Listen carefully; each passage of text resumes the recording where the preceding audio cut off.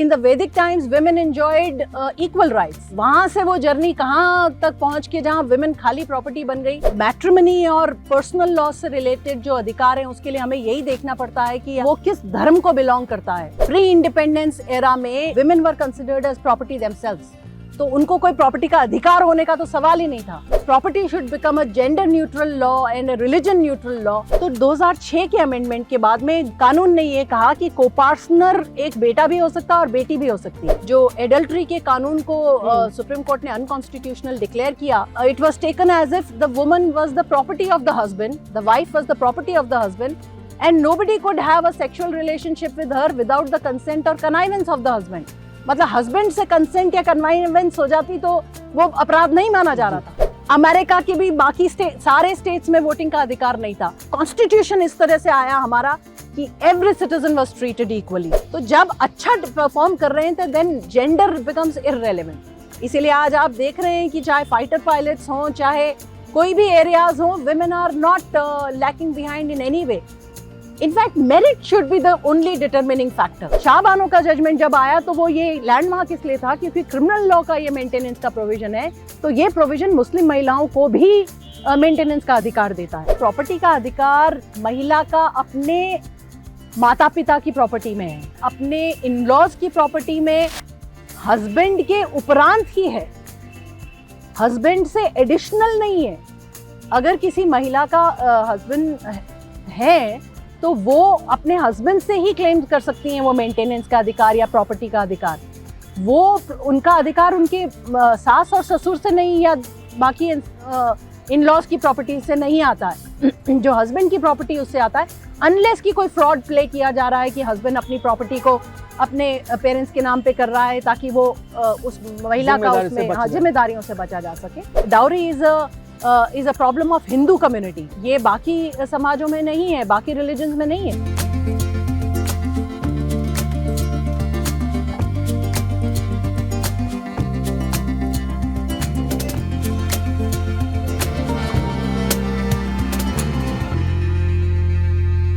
नमस्कार, स्वागत है आपका राष्ट्रीय महिला आयोग के इस पॉडकास्ट नवचेतना में.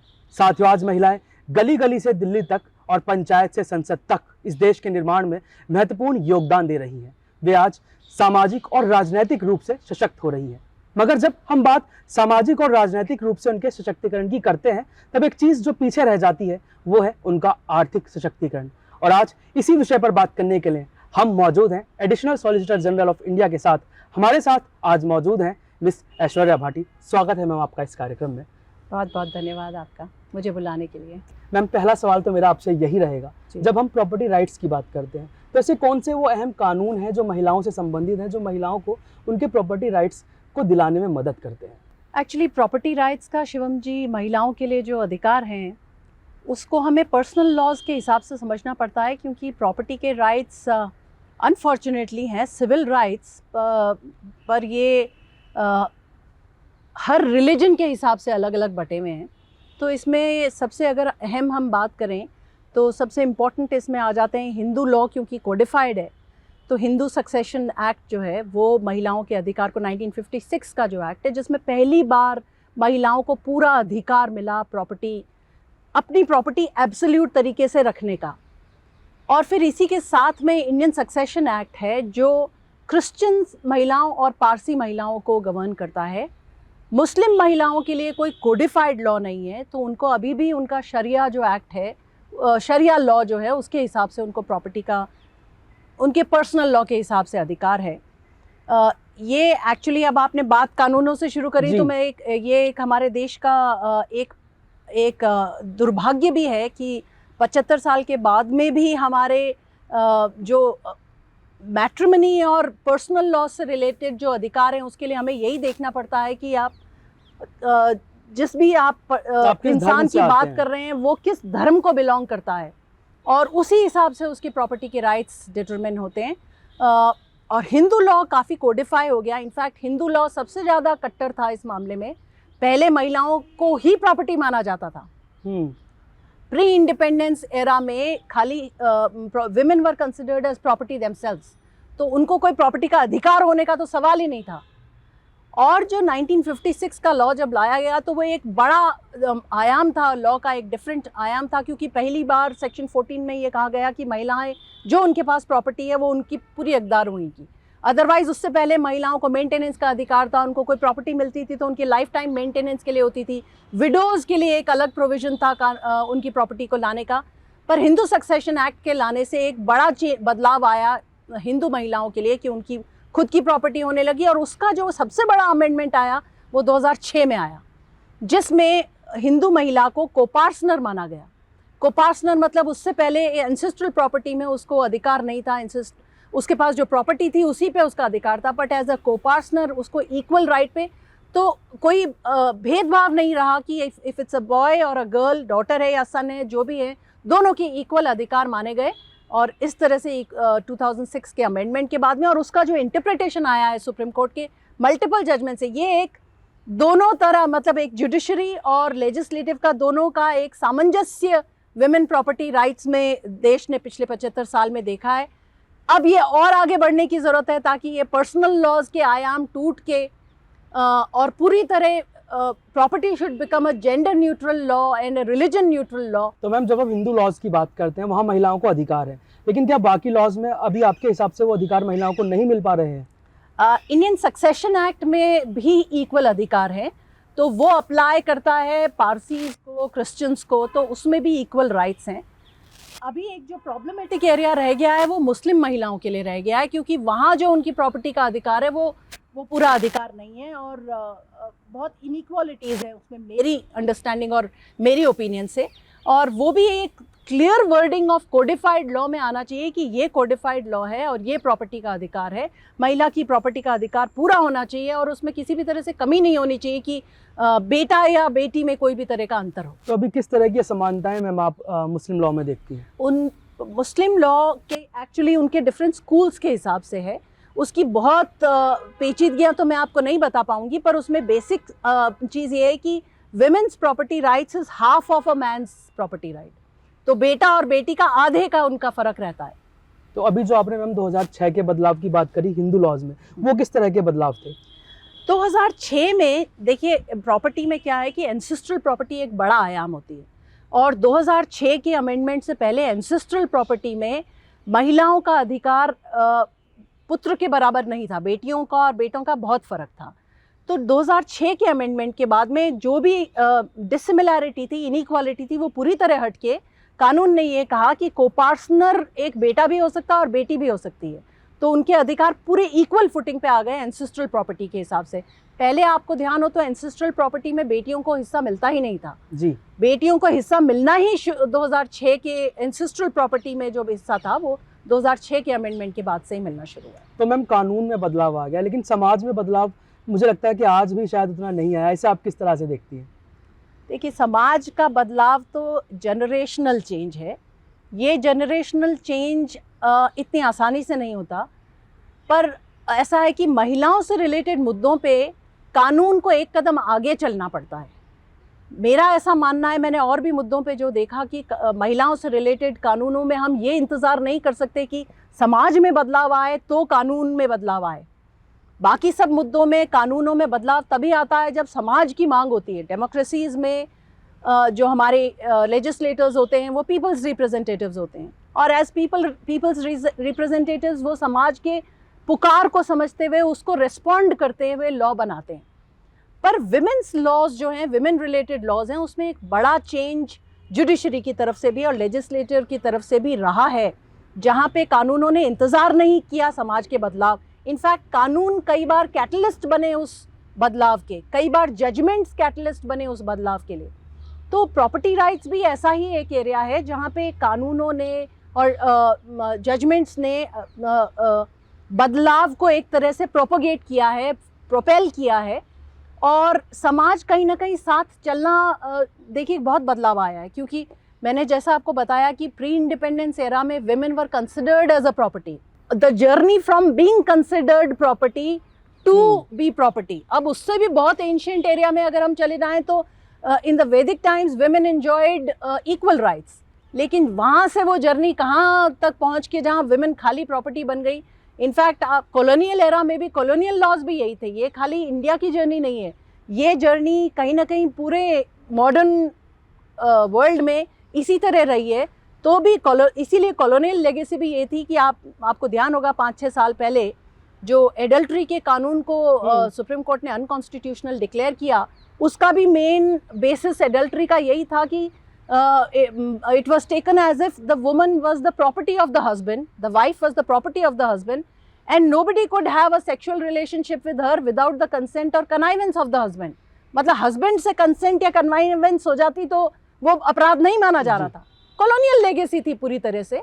तो उस कॉलोनियल लेगेसी को भी वही काटते हुए यही कोर्ट ने कहा कि ये कॉन्स्टिट्यूशन बेंच ने कहा कि ये महिलाएं प्रॉपर्टी नहीं है कि आप हस्बैंड से पूछ के आप चाहे जो कर सकते हैं, और इसी बेसिस पे उसको काटा गया पूरी तरह से, उसको अनकॉन्स्टिट्यूशनल डिक्लेयर किया गया। और वैसे हमारा जो संविधान जब से आया, हमारी जो संविधान की जर्नी है, that is one of the most progressive constitutions in the world, क्योंकि जब बाकी दुनिया महिलाओं को वोटिंग का अधिकार नहीं दे रही थी। देखिए, प्रॉपर्टी राइट खाली टेंजिबल प्रॉपर्टी नहीं होती है शिवम जी। हमारे को आज के ज़माने में ये समझना चाहिए कि जो इनटेंजिबल राइट्स हैं उनका कहीं ना कहीं वर्चस्व ज़्यादा है। Property rights, intellectual rights, voting right. अब वोटिंग राइट अगर आप महिलाओं को डेमोक्रेसी में ना दें तो you are emasculating their right to be heard, right to participate in the democratic process. तो ये जब हमारा संविधान बना 1949 में और 50 में जब हम रिपब्लिक डिक्लेयर होके हमारा अडॉप्ट किया गया संविधान, उस समय दुनिया के कई ऐसे देश थे जहाँ पे महिलाओं को वोटिंग का अधिकार नहीं था। अमेरिका के भी बाकी सारे स्टेट्स में वोटिंग का अधिकार नहीं था। यूरोपियन यूनियन आज है, पर यूरोप के कई सारे ऐसे देश थे जहाँ पे इनफैक्ट स्विट्जरलैंड जैसे देशों में 1970s और लेट 70s तक उनको वोटिंग अधिकार मिला। कॉन्स्टिट्यूशन इस तरह से आया हमारा कि every citizen was treated equally. तो जो हमारा एक बेसिक डॉक्यूमेंट है, हमारे देश की जो धरोहर है, जो हमारे देश की फ्यूचर जर्नी को भी डिस्क्राइब करता है, वहाँ से जो एक फंडामेंटल और एक फाउंडेशन ले किया गया कि अब इक्वल राइट्स, बल्कि इक्वल राइट्स से एक कदम आगे की अफर्मेटिव राइट, महिलाओं के लिए अगर कोई एक्स्ट्रा कानून बनाया जाए, कुछ एक्स्ट्रा एडिशनल चीज़ दी जाए जो उनका सदियों की जो उनके साथ इनइक्वालिटी हुई है, तो that also the constitution permits. वो एक अफर्मेटिव एक्शन है। तो इस बैगेज के साथ में, इस बैकग्राउंड के साथ में जो हमारे फर्दर कानून और उनके इनैक्टमेंट्स हुए हैं कॉन्स्टिट्यूशनल कोर्ट्स में भी, उन सब से महिलाओं की जर्नी बहुत सुदृढ़ हुई है और मजबूत हुई है। तो मैम, जैसा कि संविधान को हमारे इस साल पूरे 75 वर्ष पूरे हो रहे हैं, हमारा संविधान वो पहला ऐसा संविधान है जिसकी स्थापना के साथ ही महिलाओं को, न सिर्फ महिलाओं को बल्कि बिना किसी लिंग के, जाति के, धर्म के भेद पर सबको वोट देने का अधिकार मिल गया था। मैम, आपने जैसा कि बात करी संविधान, और आपने दूसरी बात करी थी सुप्रीम कोर्ट के जजमेंट्स की, तो किस तरह के वो जजमेंट थे जिसने समानता को इस देश में स्थापित किया? देखिए, जो आपने जो बात कही, आपने क्योंकि विमेन स्पेसिफिक कहा था इसलिए मैंने आपको महिलाओं का बताया, पर आपका ये ऑब्जर्वेशन बिल्कुल सही है कि हमारे कॉन्स्टिट्यूशन का जो फाउंडेशन था, it was equality, fraternity, liberty for all citizens of the country. In fact हमारा देश का कॉन्स्टिट्यूशन ऐसा एक यूनिक कॉन्स्टिट्यूशन है जो नॉन सिटीजन्स को भी कुछ फंडामेंटल राइट्स देता है। बिल्कुल, सारे फंडामेंटल राइट्स नॉन सिटीजन्स को नहीं है, पर कई फंडामेंटल राइट्स जो नॉन सिटीजन्स को भी हैं। और महिलाओं की जो जर्नी रही है वो शिवम जी, वो सोसाइटी की अंडरस्टैंडिंग और सोसाइटी के साथ साथ चलती है। तो अगर आप अर्ली जजमेंट्स देखेंगे 1950s के दशक में, जो अर्लीस्ट चैलेंजेस आए थे महिलाओं के राइट्स को लेके, उसमें एक जजमेंट मुझे याद आता है जो 1950s के दशक में आया था। सरकार का एक रूल था कि अगर महिला कर्मचारी को शादी करनी है तो उनको परमिशन लेनी पड़ेगी अपने हेड ऑफ द डिपार्टमेंट से।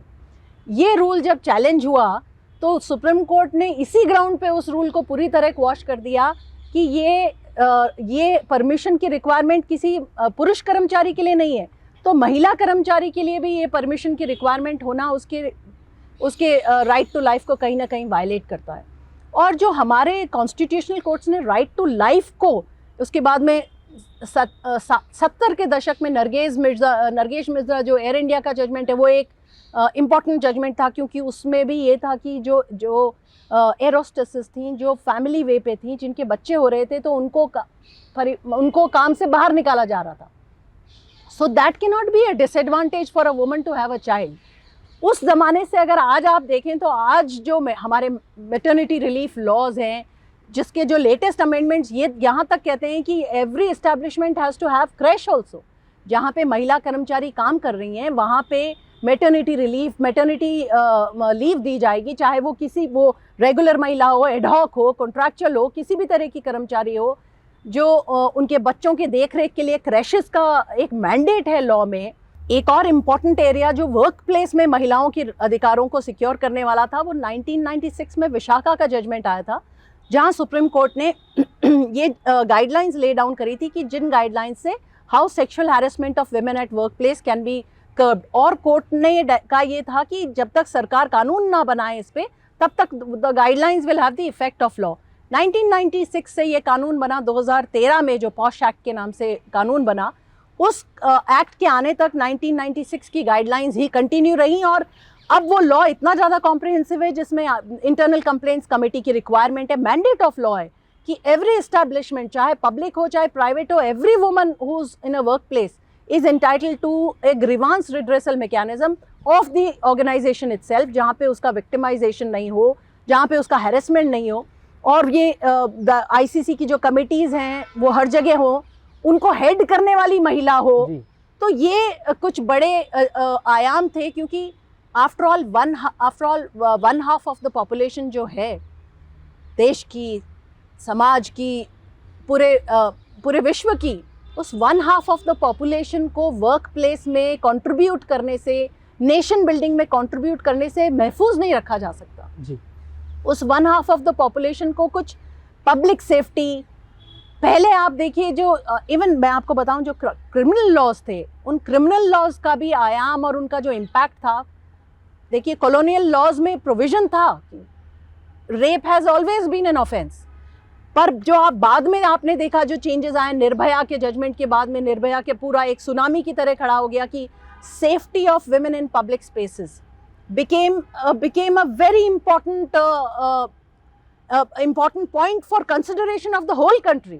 तो जो कानून के बदलाव आए, stalking, voyeurism, acid throwing, sexual harassment, eve teasing, जिनको माना जाता था कि ये तो एक्सेप्टेबल बिहेवियर हैं, वो सारे एक्सेप्टेबल बिहेवियर से हटके क्राइम्स बन गए. पूरा चेंज कानून में चेंज आया. सुप्रीम कोर्ट के इंपॉर्टेंट जजमेंट्स के थ्रू ये चेंज आया कि जहाँ पे पहले जो महिला कोई रेप की विक्टिम होती थी तो उस महिला के साथ अत्याचार ही होता था सिस्टम में आके, कोर्ट ने यहाँ तक बोला कि आप उसका आइडेंटिटी डिस्क्लोज नहीं करेंगे, किसी तरह का हैरेसमेंट नहीं होना चाहिए, क्योंकि कोर्ट ने ये सुप्रीम कोर्ट के जजमेंट्स में ये आया कि ये वो उन्होंने रियलाइज किया कि the procedure was becoming adding insult to the injury. So you can't allow the procedure to become an insult to an injury that has already happened. देखिए बड़ा देश है हमारा, बहुत सारे मूविंग पार्ट्स हैं, ऐसा नहीं है. एक तरह का क्रिटिसिज्म भी हम सुनते हैं कि इतने सब आने के बाद में भी instances of crimes against women have not been eradicated और हैव नॉट रिड्यूस्ड. तो क्राइम और नॉन क्राइम समाज में साथ साथ चलता है, अच्छा और बुरे की लड़ाई साथ साथ चलती है. Even the most developed Nations in the world, जहाँ की पॉपुलेशंस बहुत थोड़ी हैं, वो भी क्राइम का एलिमिनेशन नहीं कर पाई हैं. ये एक ह्यूमन साइकोलॉजी, ये सोशोलॉजिस्ट की स्टडी है. पर कानून की रिक्वायरमेंट क्या है कि कानून इतने स्ट्रिक्ट बने और इतनी सर्टेनिटी के साथ इम्पैक्ट करें ताकि महिलाओं की सेफ्टी एक इम्पॉर्टेंट पैरामीटर रहे, देश की प्रायोरिटी रहे, ताकि महिलाएं खाली वर्क प्लेस में आए ही ना, वर्क प्लेस में रहें, अपना कंट्रीब्यूशन दें नेशन बिल्डिंग में, और आगे बढ़ते हुए इम्पोर्टेंट पोजीशंस में आके और उसको विमेन लेड डेवलपमेंट भी देश देखे, ताकि ज़्यादा से ज़्यादा एम्पावरमेंट ऑफ द नेशन हो सके. मैम, जैसा कि आपने बताया कि जब अपराध के तरीके बदल जाते हैं तो कानून को बदलना ज़रूरी हो जाता है. एक चीज़ आपने अभी मैम बोला था, वैदिक एरा में अगर हम देखें तो महिलाओं की स्थिति बेहतर थी, और आज अगर हम आधुनिक भारत में देखें तो स्थिति बेहतर हो रही है. बीच के दौरान ऐसा क्या था, किन कारणों को आप महत्वपूर्ण मानती हैं कि महिलाओं की स्थिति में खराब बदलाव आते रहे? शिवम जी, मुझे नहीं लगता मैं बहुत अप्रोप्रिएट इंसान हूँ इसके बारे में आपको डिटेल में बताने के लिए. मैं थोड़ा बहुत जो मैंने पढ़ा है उससे मेरी अंडरस्टैंडिंग और मेरी ओपिनियन मैं आपको बता सकती हूँ कि देखिए वैदिक ये भी समाज की जर्नी होती है जी। वैदिक एरा के बाद में हमने ये भी देखा कि रामायण और महाभारत का जो काल है उस समय में किस तरह हमारी सिविलाइजेशन में महिलाओं को ट्रीट किया जाता था, क्या उनका स्थान था, क्या उनका रेस्पेक्ट था। लेकिन बाद में कहीं ना कहीं देशों जो एक माइट इज़ राइट वाला जो एक मतलब एक वो ही ट्रेंड बन गया था जहां देश ने बहुत सारा अतिक्रमण देखा, बहुत सारे लोग आए जो देश पे कब्जा करना चाह रहे थे, ऐसे आक्रामक लोग आए। तो कहीं ना कहीं महिलाओं को एक सेफ्टी सिक्योरिटी कहीं ना कहीं वो ये बन गई कि वो महिलाओं के सेफ्टी सिक्योरिटी के लिए क्या करो, आप बाहर पब्लिक स्पेसेस में अगर नहीं दे सकते तो उनको कर्टेल कर दो, उनको घर में लग के और ताला बंद कर दो। और कहीं ना कहीं महिलाओं का जो केयर गिविंग का एक रोल था नेचर में, समाज में, परिवार में, महिलाओं का जो केयर गिविंग का रोल था, उस केयर गिविंग के रोल को पूरी तरह नेगेट कर दिया गया कि जैसे उस रोल की कोई वैल्यू नहीं है। आज समाज में अब वापस एक नया बदलाव आया, वापस एक चेंज आया है जहां एक केयर गिविंग महिला जो महिला बाहर जाके नहीं कमाती उसके भी काम की वैल्यू है, उसके केयर गिविंग की वैल्यू है। और ये समाज समझ रहा है कि कैसे मेंटल हेल्थ, पूरे परिवार की मेंटल और फिजिकल हेल्थ कहीं ना कहीं उस केयर गिविंग महिला के हाथ में होती है। तो उसका रोल नगण्य नहीं है, उसका रोल बहुत बड़ा है। जो वो अपने करियर को कॉम्प्रोमाइज़ करके अगर परिवार का ध्यान रख रही है तो ऐसी महिला को हायर पेडिस्टल पे वापस रखा जाना चाहिए, जो हम ट्रेडिशनली अपनी माँओं को रेस्पेक्ट देते आए। पर कहीं ना कहीं जो महिलाएं बाहर आई अपना काम करने के लिए या अपने प्रोफेशनल जर्नीज़ को करने लगी, तो वो प्रोफेशनल स्पेसेस में जो डाइकोटमी थी वो समाज का एक प्रोग्रेस था, एक जर्नी थी। उस जर्नी में भी अब नए जजमेंट्स में अगर आप देखें तो जो महिलाओं की इक्वालिटी इन डिफेंस फोर्सेस, आज महिलाओं की कोई भी ऐसी एरिया नहीं है, कोई भी ऐसा फील्ड नहीं है, चाहे वो रॉकेट साइंस हो, स्पेस में जाने की बात हो या देश के डिफेंस फोर्सेस में महिलाओं का योगदान हो, हर जगह महिलाएं। और उसी से रिलेटेड जो जजमेंट मैं आपको बता रही हूँ जहाँ पे परमानेंट कमीशन महिलाओं को जब इक्वल टर्म्स पे नहीं दिया जा रहा था तो उस पर सुप्रीम कोर्ट के बड़े महत्वपूर्ण जजमेंट 3-4 साल पहले आए। आप आर्मी की बात करती हैं? जी, आर्मी, एयरफोर्स, नेवी, तीनों ही केसेस में जी सुप्रीम कोर्ट के महत्वपूर्ण जजमेंट आए जहां उन्होंने कहा कि इवन ये इनको इक्वल स्टेटस नहीं देना और इक्वल अपॉर्चुनिटीज नहीं देना, वो because they have proven their merit in the forces also. In fact defence forces में पहले महिलाओं को खाली 5 साल के लिए लिया जाता था as an experimental basis, but they continued, they prove their mettle, they showed how good they were. तो जब अच्छा परफॉर्म कर रहे हैं तो देन जेंडर बिकम्स इररेलेवेंट। इसीलिए आज आप देख रहे हैं कि चाहे फाइटर पायलट्स हों, चाहे कोई भी एरियाज हों, women are not lacking behind in any way. In fact, merit should be the only determining factor. It cannot be that the gender should be a qualifying factor in anything. The merit alone should be the qualifying factor. But ma'am, चाहे train चलाना हो या fighter plane उड़ाना हो, महिलाओं को अपने आप को प्रमाणित करना पड़ता है, पुरुषों की अपेक्षा बहुत अधिक प्रमाणित करना पड़ता है। और अगर वही बात मैं फिर प्रॉपर्टी राइट्स पे भी आ जाऊँ तो महिलाओं को प्रॉपर्टी राइट्स के लिए संघर्ष करना पड़ता है, कानून के दरवाजे खटखटाने पड़ते हैं। आप किस तरह का वो संघर्ष महिलाओं के जीवन में देखती हैं जब वो प्रॉपर्टी राइट्स को पाने की कोशिश कर रही होती हैं? शिवम जी, मेरा ऐसा मानना है कि कानून और जजमेंट्स बड़ा बदलाव डायरेक्शनली और स्ट्रैटेजिकली कर सकते हैं, पर सही मायने में बदलाव आपके और मेरे घर से ही शुरू होगा। जब तक हम अपने घरों में बदलाव पूरी तरह नहीं अडॉप्ट करेंगे, और वो बदलाव ये है कि आपने अपनी बेटियों को इक्वल एजुकेशन दी क्या? वो जो बनना चाह रही थी उनको पूरी तरह बनने दिया क्या? आपने उनकी फ्रीडम्स को कर्टेल किया क्या? आपने उनको जिम्मेवारियां तो समझाई, पर साथ में साथ उनको पूरी फ्रीडम और लिबर्टी दी जो वो करना चाह रही हैं, उसको उनको सक्षमता दी क्या? तो ये बदलाव, बड़ा बदलाव परिवारों में आया है।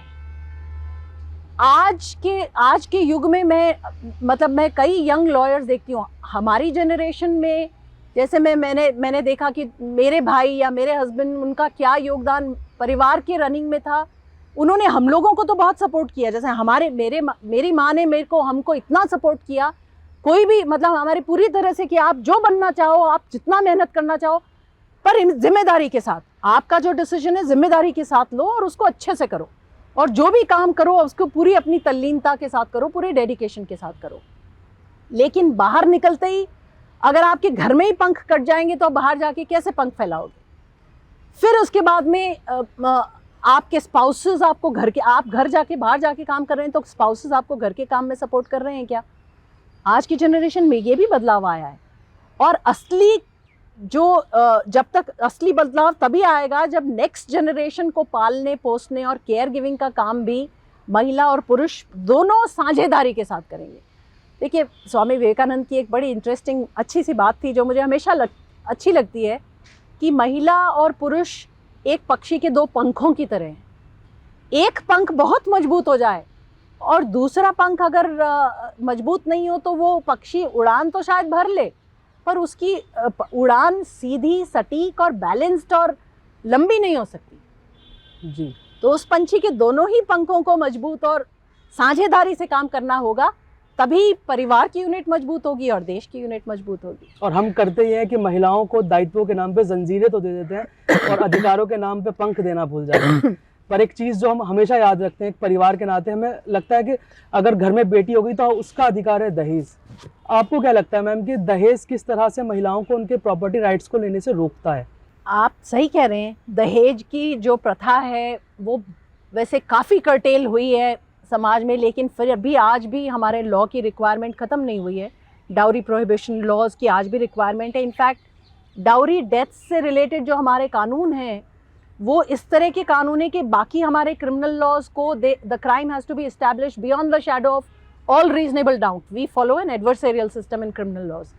लेकिन जो डाउरी डेथ होती है उसमें अगर 7 साल में डेथ हो जाए उसकी महिला की, सस्पिशियस सर्कमस्टांसेस में डाउरी डिमांड के बैकग्राउंड में, तो the onus is on the matrimonial on the husband and the matrimonial family to establish that they have not committed. So onus ही शिफ्ट कर जाता है। देखिए, दहेज को कहीं ना कहीं, पर आपका सवाल ये था कि दहेज प्रॉपर्टी राइट्स को कैसे इम्पैक्ट करता है, तो पहले जो प्रॉपर्टी राइट्स नहीं मिलते थे महिलाओं को तो कहीं ना कहीं ये होता था कि उनको शादी के समय इतना स्त्रीधन मिल जाए कि वो कहीं ना कहीं इक्वेट हो जाए।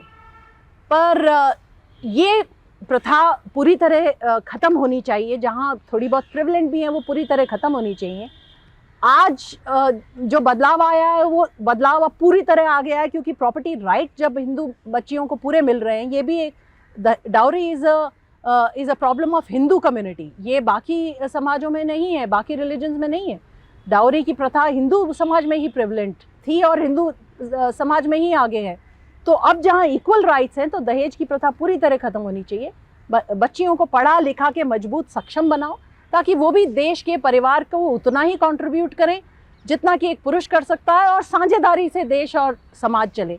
तो अब मुझे नहीं लगता कि डाउरी का कोई भी औचित्य बाकी रह गया है जब महिलाओं को इक्वल अपॉर्चुनिटी प्रॉपर्टी में मिल गई है। इक्वल रेस्पॉन्सिबिलिटी भी आना ज़रूरी है, क्योंकि इक्वल राइट जहाँ मिल जाए, हम कहीं ना कहीं बहुत ज़्यादा राइट ओरिएंटेड भी हो गए हैं मॉडर्न टाइम्स में। हमारी जो अवेयरनेस है वो हमारे राइट्स के लिए तो बहुत बढ़ गई है, पर हमने कहीं ना कहीं अपनी रिस्पॉन्सिबिलिटीज़ और ड्यूटीज़ को पूरी तरह वो इम्पोर्टेंस नहीं जो दी है जो हमें देनी चाहिए। Rights and duties are correlated जी। एक इंसान को राइट तभी मिल सकता है जब बाकी पूरा समाज उस राइट से कोरिलेटिंग ड्यूटी निभाए। तो हर राइट के साथ में ड्यूटीज़ हैं जो कोरिलेटिंग है पूरे समाज के साथ साथ, पूरे परिवार के साथ साथ। वो जहाँ जहाँ आपके मतलब कंपीटिंग राइट्स और ड्यूटीज़ साथ साथ चलते हैं, तो ड्यूटीज़ की अंडरस्टैंडिंग, अवेयरनेस उतनी ही ज़रूरी है जितनी राइट्स की अंडरस्टैंडिंग। अगर आप प्रॉपर्टी में राइट्स चाहिए तो आपको प्रॉपर्टीज़ के जो लाइबिलिटीज़ हैं, आपको जिनको मेंटेन करना है, आपका जिनको ध्यान रखना है, वो सब भी पूरे शिद्दत से उठाने चाहिए और निभाने की ज़रूरत कानून भी देता है और आपके ऊपर भी होनी चाहिए जी, क्योंकि किसी का अधिकार किसी का दायित्व होता ही है। मैम, शादीशुदा महिला की तो हम बात करते हैं तब हम देखते हैं कि प्रॉपर्टी राइट्स को पाना बहुत कठिन है, मगर एक विडो महिला के केस में आप क्या देखते हैं कि वहाँ पर अगर वो चाहे अपने ससुराल पक्ष की तरफ से चाहती है कि उसे प्रॉपर्टी में अधिकार दे दिया जाए, तब उसके लिए क्या मुश्किलें और अधिक बढ़ जाती हैं? एक्चुअली शिवम जी, मैं आपको दो चीज़ें इसमें बताना चाहूँगी। मैरिड वुमेन के लिए भी एक जो हमारा protection of women from domestic violence act आया है, वो एक बड़ा ही अच्छा कानून आया है। और ये कानून में इस बात में इसलिए वापस रेफरेंस करना चाहूँगी, हालांकि कोई परमानेंट प्रॉपर्टी का कानून नहीं है उसमें, लेकिन उसमें महिलाओं को right to live in the matrimonial home, तो वो जो शेयर्ड हाउस होल्ड में रहने के उनको इकोनॉमिक राइट, उनका साथ अगर कोई उनको पैसे नहीं दिए जाते जिसका वो मैट्रिमनी में यूज टू हैं, अगर शादी में उनका जो स्टैंडर्ड ऑफ लिविंग है उसके हिसाब से उनको कंटिन्यूइंग मैट्रिमनी में नहीं मिलता, तो उस कानून में पूरी तरह उनको एक रेमेडी दी गई है। अच्छा, इंटरेस्टिंगली ये कानून हर वर्ग की महिलाओं को अप्लाई करता है, क्योंकि ये कानून एक हाइब्रिड कानून जैसा है। डोमेस्टिक वायलेंस का कानून शुरुआत होती है उसकी सिविल रेमेडीज से, पर ये हाइब्रिड कानून है, तो जब वो रेमेडीज अगर वो रेमेडीज वायलेट होती हैं या उनको कंप्लाई नहीं किया जाता, तो उसमें पीनल प्रोविजंस भी हैं, और उनको पीनल प्रोविजंस करते ही वो हाइब्रिड कानून क्रिमिनल लॉ हो जाता है, और जैसे ही उसका क्रिमिनल रुख होता है वैसे ही वो सबको अप्लाई करता है। देखिए, शाहबानो का जजमेंट इसीलिए लैंडमार्क था क्योंकि मेंटेनेंस का प्रोविज़न, एक तो मेंटेनेंस पर्सनल लॉज में मिलता है, महिलाओं को अगर मैट्रिमनी में प्रॉब्लम है मेंटेनेंस का राइट है। 125 सीआरपीसी में जब मेंटेनेंस लाया गया वो सीआरपीसी का था, तो वो क्योंकि वो क्रिमिनल लॉ का अमेंडमेंट था तो वो पर्सनल लॉज से बाउंड नहीं था। तो उस शाहबानो का जजमेंट जब आया तो वो ये लैंडमार्क इसलिए था क्योंकि क्रिमिनल लॉ का ये मेंटेनेंस का प्रोविज़न है, तो ये प्रोविज़न मुस्लिम महिलाओं को भी मेंटेनेंस का अधिकार देता है। हालांकि ये बात अलग है कि उस समय की सरकार ने ये कानून लाया कि उसका जो इम्पैक्ट था वो ही नेगेट हो गया पूरी तरह से, और वो राइट कहीं ना कहीं वक्फ बोर्ड्स के पास चला गया। लेकिन अब जो उसके बाद के जो कानून आए हैं उसमें पूरा चेंज यही है कि जो महिलाओं को अधिकार मिल रहे हैं वो डोमेस्टिक वायलेंस एक्ट में भी ये हाइब्रिड कानून होने की वजह से ये सबको अप्लाई करता है। तो shared house hold, maintenance rights, economic rights, ये सब डोमेस्टिक वायलेंस एक्ट में मिलते हैं। विडोज़ की जहाँ तक हम बात करते हैं तो विडोज़ का जो अधिकार है वो प्रॉपर्टी राइट्स में आएगा, और विडोज़ का अधिकार हिंदू मेंटेनेंस एक्ट में और इंडियन सक्सेशन एक्ट में तो पूरी तरह सिक्योर्ड है। इनफैक्ट उनका अधिकार, उनका और उनके बच्चों का पूरा अधिकार उसमें माना जाता है। लेकिन अगेन वो पर्सनल लॉज पे आ गए तो हम मुस्लिम लॉज में अभी भी उसमें प्रॉब्लम्स हैं। वो एक कॉमन कानून जब तक नहीं आता और इक्वली उनका अधिकार नहीं देखा जाता तो वो एक एरिया अभी भी नेग्लेक्टेड ही है। कोई भी महिला अगर घरेलू विवाद का शिकार हो रही होती है या तलाक जैसी स्थिति उसकी ज़िंदगी में चल रही होती है, तो क्या वहाँ पर प्रॉपर्टी राइट्स कुछ डिफरेंट हो जाते हैं उस महिला के? देखिए, मेंटेनेंस का अधिकार तो होता ही है पूरी तरह से, और प्रॉपर्टी का अधिकार जो है वो प्रॉपर्टी का अधिकार महिला का अपने माता पिता की प्रॉपर्टी में है। महिला का प्रॉपर्टी का अधिकार अपने इन लॉज की प्रॉपर्टी में हस्बैंड के उपरांत ही है, हस्बैंड से एडिशनल नहीं है। अगर किसी महिला का हस्बैंड है तो वो अपने हस्बैंड से ही क्लेम कर सकती हैं वो मेंटेनेंस का अधिकार या प्रॉपर्टी का अधिकार। वो उनका अधिकार उनके सास और ससुर से नहीं या बाकी इन लॉज की प्रॉपर्टी से नहीं आता है जो हस्बैंड की प्रॉपर्टी उससे आता है, अनलेस कि कोई फ्रॉड प्ले किया जा रहा है कि हस्बैंड अपनी प्रॉपर्टी को अपने पेरेंट्स के नाम पे कर रहा है ताकि वो उस महिला का उसमें जिम्मेदारियों से बचा जा सके। अदरवाइज महिला का अधिकार अपने हस्बैंड की प्रॉपर्टी में और अपने माता पिता की प्रॉपर्टी, अपने पुत्र की प्रॉपर्टी में, ये इन सब में महिला का अधिकार है पूरा। तो मैम, अगर एक महिला के प्रॉपर्टी राइट्स को दबाया जाता है तो उस महिला के पास किस तरह के विकल्प मौजूद होते हैं? अगर मैट्रिमोनियल राइट्स हैं तो डोमेस्टिक वायलेंस एक्ट एक बहुत ही अच्छा मीडियम है जिसको लिया जाना चाहिए। अगर वो महिला बुजुर्ग है तो सीनियर सिटीजन्स का जो लॉ है उसके सेपरेट फोरम्स बने हुए हैं, वो भी एक बहुत अच्छा है। पर वो सीनियर सिटीजन्स के लिए, अगर महिला 60 साल से ऊपर की है, जहाँ कई ऐसी भी महिलाएं हैं जिनको परेशानी फेस करनी पड़ती है उस उम्र के पड़ाव में भी आके, और अगर पेरेंट्स से प्रॉपर्टी का डिस्प्यूट है, वो प्रॉपर्टी है, तो आपको वो प्रॉपर्टी के लिए अपना आपको हिंदू सक्सेशन एक्ट में या इंडियन सक्सेशन एक्ट में आपको सिविल सूट दायर करना पड़ेगा। और जहाँ महिलाओं की खुद की सेल्फ एक्वायर्ड प्रॉपर्टी है, वहाँ आप चाहे जो कर सकते हैं उस प्रॉपर्टी का, आपका पूरा अधिकार है कि उस प्रॉपर्टी को आप चाहे जिस तरीके से यूज़ करें, उसको आप इन्वेस्ट करें, उसको आप डाइवेस्ट करें, आप चाहे जिसको विल करें। Personal property is totally a woman's property. जी, तो मैम कानून सबके लिए समान है, लेकिन क्या ऐसा है कि गांव और शहर की स्थिति में अभी असमानता देखने को मिलती है? शिवम जी, एक्सेस टू जस्टिस अभी भी सब तरफ इक्वल मायने में नहीं है। ये मैं बात मानती हूँ आपकी, क्योंकि शहरों में अवेयरनेस ज़्यादा है, प्रॉक्सिमिटी ज़्यादा है, एक्सेस बेटर है। लेकिन एक चीज़ मैं आपको ज़रूर बताना चाहूँगी, ये जब नेशनल लीगल सर्विसेज एक्ट जब लाया गया, उसके बाद से national legal services authority national level पे, स्टेट लीगल सर्विसेज अथॉरिटी हर स्टेट में, उसके नीचे district legal services authority, taluka level तक लीगल सर्विसेज अथॉरिटी। इसमें बड़ा फंड भारत सरकार देती है और इसका पूरा एडमिनिस्ट्रेशन जुडिशरी करती है। तो जैसे नेशनल लीगल सर्विसेज अथॉरिटी है, वो देश के चीफ जस्टिस जो होते हैं, चीफ जस्टिस ऑफ इंडिया उसके हेड होते हैं, और उनके एडमिनिस्ट्रेटिव कंट्रोल में, उनके सुपरविजन में नेशनल लीगल सर्विसेज अथॉरिटी काम करती है। फंड पूरा सरकार देती है। ऐसे ही state legal services authority chief justice of the state head करते हैं, डिस्ट्रिक्ट जजेस नीचे डिस्ट्रिक्ट लेवल पे हेड करते हैं, और इसमें बड़ी फंडिंग है। इसका बड़े प्रोविजंस बने हुए हैं, जहां महिलाओं को अदरवाइज आपकी इकोनॉमिक कैपेसिटी के हिसाब से आप जा सकते हैं। इसमें एक तो है लीगल सर्विसेज अथॉरिटी, इसमें एक मिडिल इनकम लेवल भी अथॉरिटी लीगल सर्विसेज अथॉरिटी है। तो जिनकी इकोनॉमिक कैपेसिटी काफ़ी कम है, EWS कैटेगरीज वगैरह, उन लोगों को तो फ्री लीगल एड अवेलेबल होती है। और इनके जो हर कोर्ट में, न्यायालय में, तालुकाओं में, डिस्ट्रिक्ट लेवल तक भी और तालुका लेवल तक भी ये अथॉरिटीज़ अवेलेबल हैं। ये सरकार और कोर्ट के बनाए गए प्रोविजंस हैं, लोगों को इनको यूज़ करना चाहिए। इनके खुद के अवेयरनेस प्रोग्राम्स भी हैं।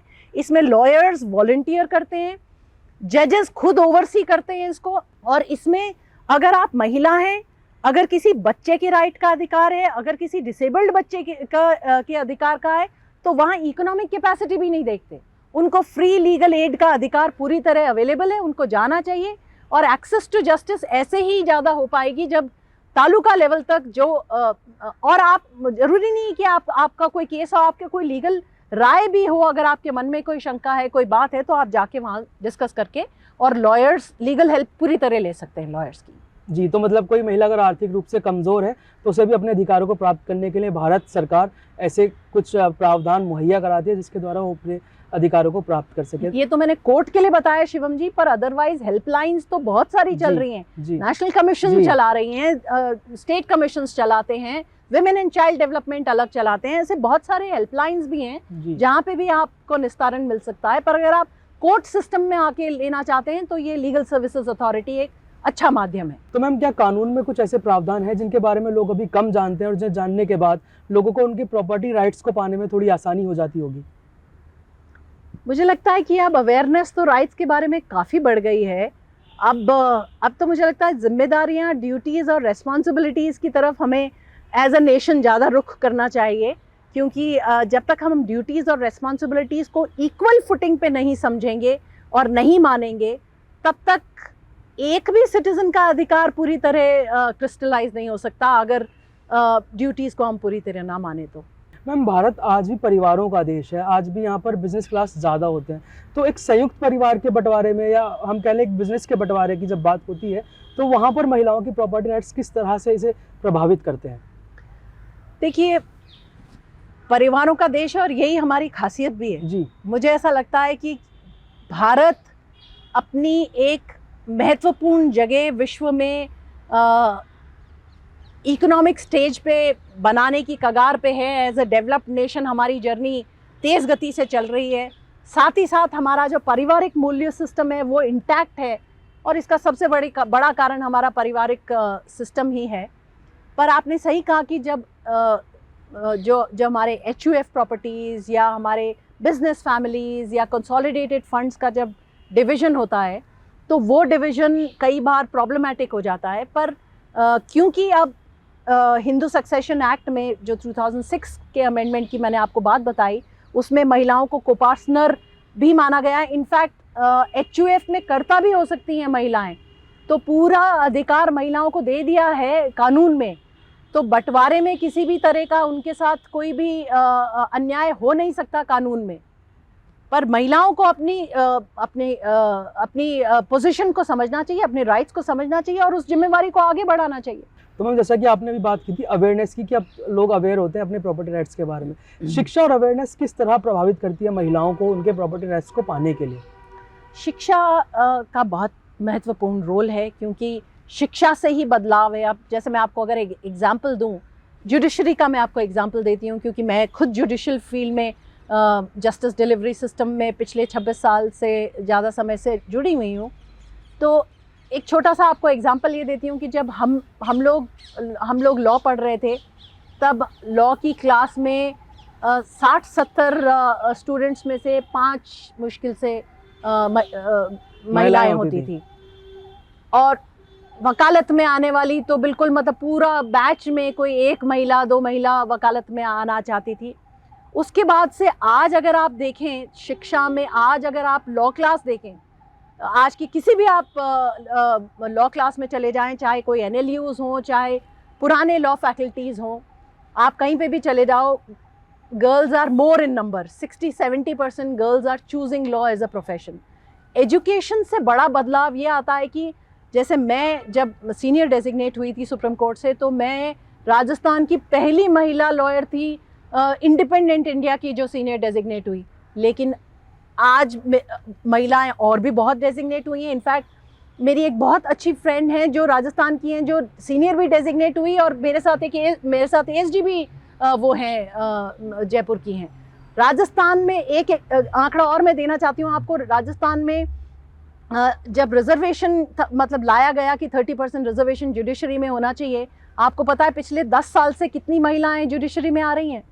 राजस्थान में पिछले 10-15 साल से 70% महिलाएं जुडिशरी में आ रही हैं, क्योंकि लॉ क्लास बदल गई तो वो महिलाएं आगे भी जुडिशरी में आने वाला आंकड़ा भी बदल गया।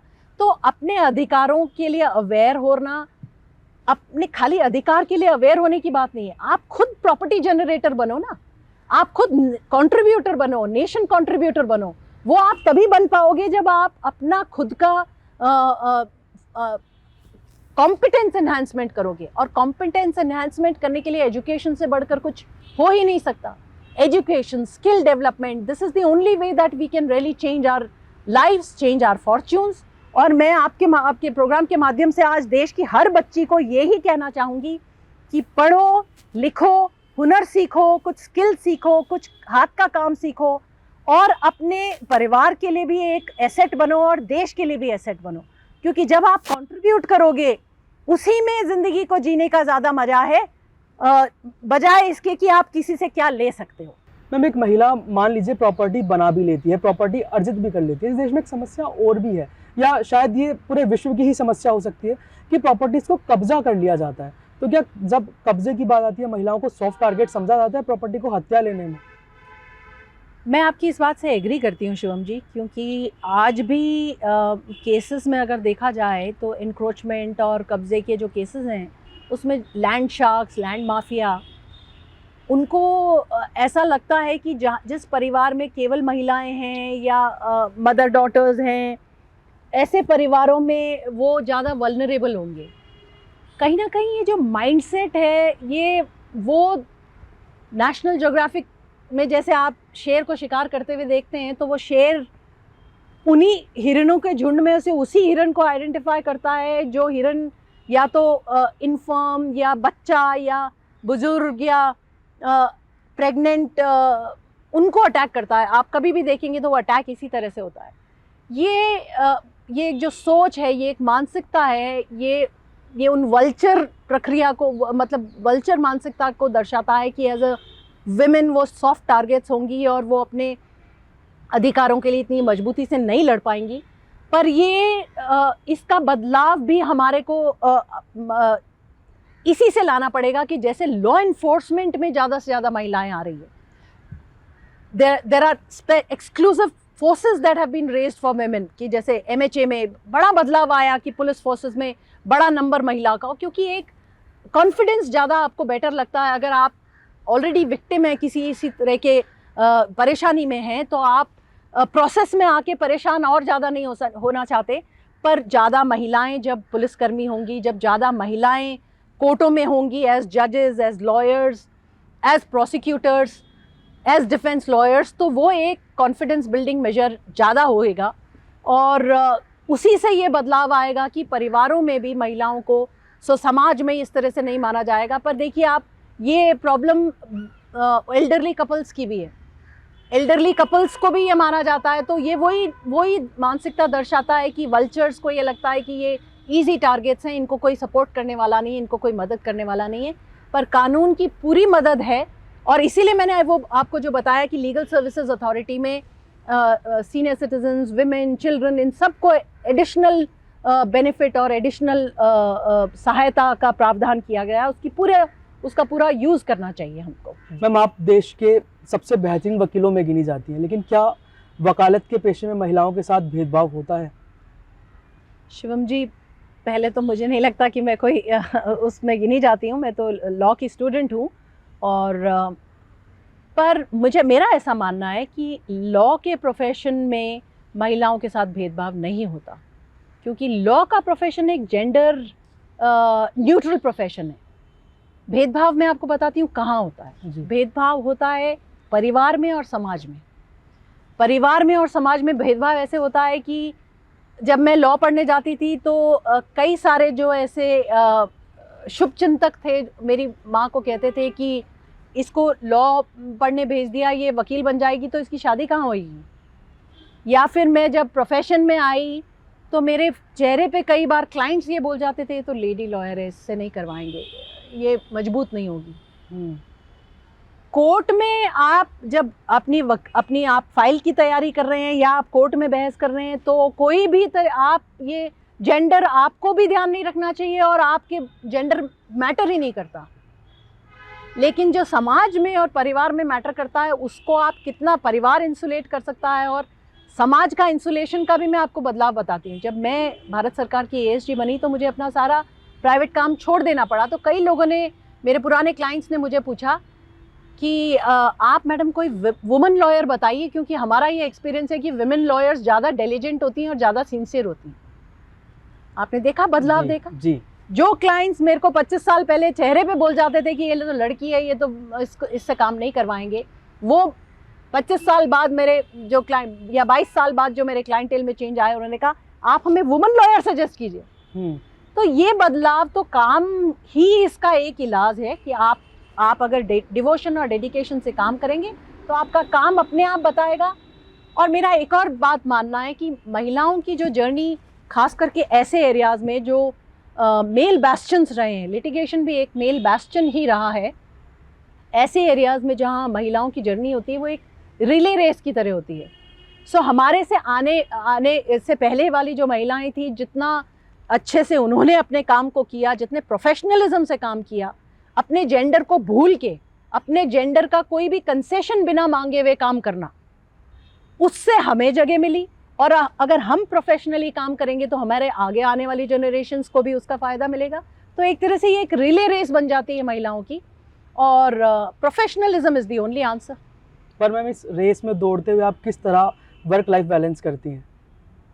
वर्क लाइफ बैलेंस करने के लिए आपको परिवार के सपोर्ट की ज़रूरत चाहिए, क्योंकि लिटिगेशन वैसे भी ऐसा प्रोफेशन है कि पुरुषों के लिए भी आसान नहीं है। लिटिगेशन बहुत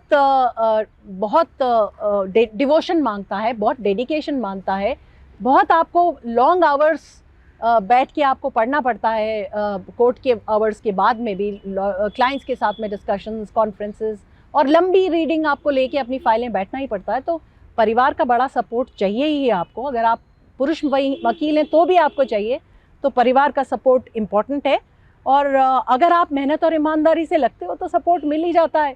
आज भी हिंदुस्तान में परिवारों का एक फ्रेंड सर्कल का, आपका खुद का सर्कल बन जाता है। तो सपोर्ट सिस्टम कहीं ना कहीं आई थिंक हमारे डीएनए में ही है कि हम एक दूसरे को सपोर्ट करना पसंद भी करते हैं, और हमें वो सोशल सपोर्ट पसंद भी है, परिवारों से भी मिल जाता है और बाहर आके भी मिल जाता है। मैम, जब सोशल सपोर्ट की हम बात करते हैं तो बार एसोसिएशंस किस तरह, क्या ऐसा काम कर सकती हैं कि महिलाएं ज़्यादा से ज़्यादा वकालत में आएँ? देखिए, बार एसोसिएशंस में भी बड़ा बदलाव आया है। मैं जस्टिस लीला सेठ की जब जीवनी पढ़ रही थी तो उसमें एक जो उन्होंने एग्जाम्पल दिया वो मेरे को बड़ा इम्प्रिंट कर गया। उन्होंने कहा कि जब हम कोर्टों में आए थे तो कोई वुमेन वॉशरूम ही नहीं था।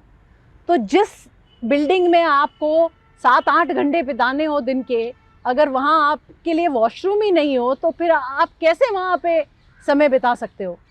तो उस जर्नी से लगा कि आज आप कोर्ट रूम्स देखेंगे तो एटलीस्ट सुप्रीम कोर्ट में तो बहुत ही बड़ा बदलाव है, और बाकी हाई कोर्ट्स और फिर धीरे धीरे नीचे भी आगे बदलाव आएंगे जैसे और महिलाएं वर्कफोर्स में आएंगी। हमारे सुप्रीम कोर्ट में तो विमेंस बार रूम्स हैं जहाँ पे महिलाएं आराम से अपने फाइलें पढ़ सकती हैं, अपनी तैयारी कर सकती हैं, रिलैक्स कर सकती हैं, बैठ सकती हैं। क्रैशेस हैं सुप्रीम कोर्ट में, पिछले 10 साल से क्रैश है जहाँ महिला वकील, महिला कर्मचारी, महिला रजिस्ट्री स्टाफ, वो लोग अपने बच्चों को वहाँ पे छोड़ सकते हैं। सेफ जगह है, कोर्ट की प्रेमाइसिस के अंदर है, वही वाला वो जो रिक्वायरमेंट है वो सब वहाँ पे अवेलेबल है। आज एक technology has been a huge game changer for women, क्योंकि टेक्नोलॉजी हैज़ अलाउड विमेन, जो कई बार महिलाओं का केयर गिविंग रोल ऐसा होता है, अगर आपका छोटा बच्चा है तो आप अगर बच्चे की परवरिश में या ध्यान में, अगर आप कुछ महीने आप जब प्रेग्नेंट हैं या नया छोटा बच्चा अगर आप घर में बैठ गई तो आपको कोई क्लाइंट फाइल नहीं दे के जाएगा कि आप कोई बात नहीं आराम से, क्लाइंट के लिए तो इम्पोर्टेंट है उसकी फ़ाइल, वो आपके लिए इंतज़ार नहीं करेगा। लेकिन वर्चुअल कोर्ट्स होने से, technology as a force multiplier होने से महिलाएं अपने केयर गिविंग रोल को, जो उनका कुछ टाइम पे किसी के लिए बुजुर्ग पेरेंट्स हैं, किसी के लिए बच्चे हैं, कहीं पुरुष भी उस रोल को निभा रहे हैं, लेकिन महिलाएं जो ये रोल निभा रही हैं वो करते हुए भी अपने प्रोफेशन को बैलेंस कर पा रही हैं। तो टेक्नोलॉजी एक बड़ा फोर्स मल्टीप्लायर है।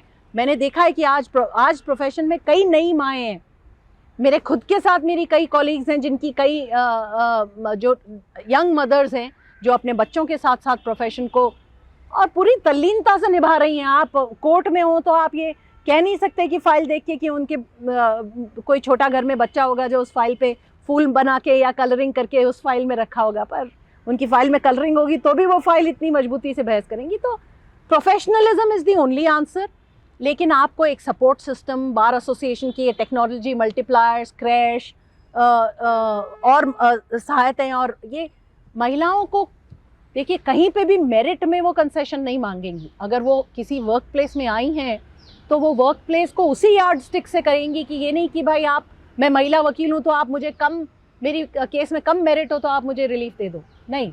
लेकिन फाइल पढ़ के मैं आपके सामने बहस कर पाऊँ, उसके लिए मेरी बाकी जिम्मेवारियों की साथ अगर आप मेरे लिए थोड़ा आसान कर देंगे तो दैट बिकम्स। नहीं तो हमारे समय में कई सारी मेरी फ्रेंड्स ऐसी थीं जो लॉयर थी, लेकिन वो उनके घर में कोई बच्चे, छोटे बच्चे थे, रखने वाले नहीं, तो वो बच्चे कार में पार्किंग में साथ आते थे और नीचे पार्किंग में वेट करते थे अपनी माँओं के कोर्ट का कोई मैटर ख़त्म करके और नीचे आने के लिए। अब क्रैश की फैसिलिटी है। तो जो महिलाएं अब वकालत में आना चाहती हैं उन्हें आप क्या संदेश देना चाहेंगी? मैं आपको जो यंग महिलाएं वकालत में आना चाहती हैं, मैं उनको यही संदेश देना चाहूँगी कि इस प्रोफेशन को अगर आप चूज़ कर रहे हैं तो आपको पूरे डेडिकेशन, पूरी इंडस्ट्री और पूरे कंपैशन के साथ लगना पड़ेगा, क्योंकि वकीलों का जो रोल समाज में है वो कहीं ना कहीं सोशल डॉक्टर्स का है, सोशल इंजीनियर्स का है, सोशल हीलर्स का है, सोशल केयर गिवर्स का है। क्योंकि जब क्लाइंट्स हम लोगों के पास आते हैं तो वो ये सोच के नहीं आते कि खाली मैं अपनी फ़ाइल या अपनी फ़ीस दे के जा रहा हूँ वकील साहब को। वो आपको, आप महिला वकील होंगी तो भी वो आपको वकील साहब ही कहेंगे, लेकिन वो अपना जो दर्द होगा, जो उनकी पीड़ा होगी, वो अपनी फ़ाइल के साथ आपको दे के और सुपुर्द करके जाना चाहेंगे। और उस कंपैशन को अगर आप रखेंगे और मेहनत और ईमानदारी से अगर काम करेंगे तो आप अपनी जगह ज़रूर बनाएंगे। आप अपने परिवार के सिस्टम को मजबूत रखिए, अपना फ्रेंड सर्कल, अपने कुछ ऐसे ऐसा आपका कुछ नेटवर्क होना चाहिए जहां आप एक दूसरे को सपोर्ट कर सके। किसी दिन किसी का है, कोई किसी को सपोर्ट कर सके, और मजबूती से आगे चलते जाइए। एक चीज़ मैं अपनी यंग कॉलीग्स को भी कहती हूँ, जो आपने मुझे कहा तो मेरे को वो मैसेज आपके श्रोताओं को भी देना चाहूँगी कि आप अपने आप से ये ज़रूर पूछिए कि प्रकृति में सबसे ताकतवर जंतु कौन है। और अगर आप ये सवाल पूछेंगे तो इसका जवाब आप यही पाएंगे कि चाहे कोई भी तरह का जंतुओं की हम बात करें, प्रकृति में सबसे ताकतवर एक माँ ही है। चाहे वो चींटी माँ हो, चाहे वो हथनी माँ हो, चाहे वो शेरनी माँ हो, चाहे वो बंदर माँ हो। तो माँ बनना किसी भी तरह से कोई कमज़ोरी नहीं है, ये एक महिला की सबसे बड़ी ताकत है। और आप ये मत सोचिए कि the choice of profession and having a family और चिल्ड्रन शुड बी आइदर और। ये दोनों चॉइसेस साथ में चलनी चाहिए। आप जो जो करना चाहें उसको अपनी कमज़ोरी ना मान के आगे बढ़ें, उसको अपनी शक्ति मान के आगे बढ़ें, तो आपको अपने मुकाम पे पहुंचने के लिए और आप जो भी कंट्रीब्यूशन करना चाहें देश में, परिवार में, समाज में, उससे आपको कोई भी नहीं रोक सकता। बल्कि आप ऐसी नज़ीर बन जाएंगे कि कल यंग लड़कियां आपसे आके बोलेंगे कि हम उनको भी इंस्पायर करते हैं और इस रिले रेस को, इस जर्नी को आगे बढ़ाते चले जाएंगे। मैम, समाज में अक्सर कहते हैं कि मेल और फीमेल बराबर होते हैं, लेकिन आपके जैसी वो महिलाएं हैं जो ये प्रमाणित कर देती हैं कि मेल और फीमेल एक समान नहीं होते। एक मेल और एक फीमेल में अंतर मात्र Fe का है, और साइंस के विद्यार्थी जानते हैं Fe का मतलब होता है आयरन, यानी एक मेल के साथ जब आयरन जुड़ जाए तब वो फीमेल होता है। आप इस कार्यक्रम में आपका बहुत बहुत धन्यवाद। Thank you so much.